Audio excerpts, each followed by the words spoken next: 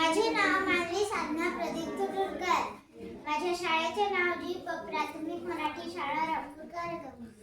मी तुम्हाला एक गोष्ट सांगणार आहे. त्या गोष्टीचे नाव पाणीपुरी.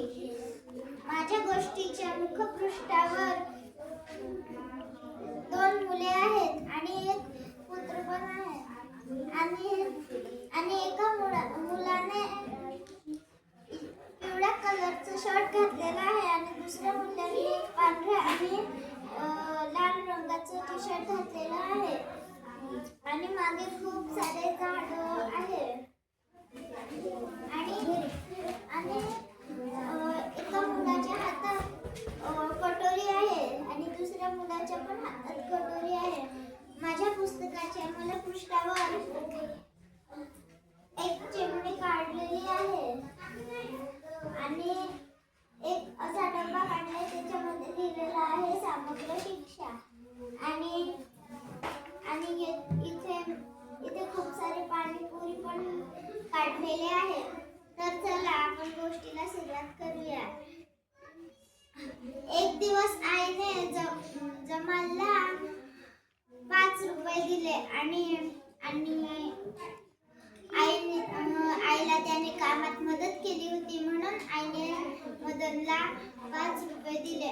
मदन 5 रुपये घेऊन बाजारात गेला. बाजारात गेला आणि तो बाजारात फिरत एका पाणीपुरीच्या दुकानाकडे गेला आणि त्या पाणीपुऱ्यावाल्या काकाला म्हणाले, काका काका मला पाणीपुरी द्या. तर मग काका म्हणाले, हो बाळा. तर त्या काकांनी दोघांनाही 5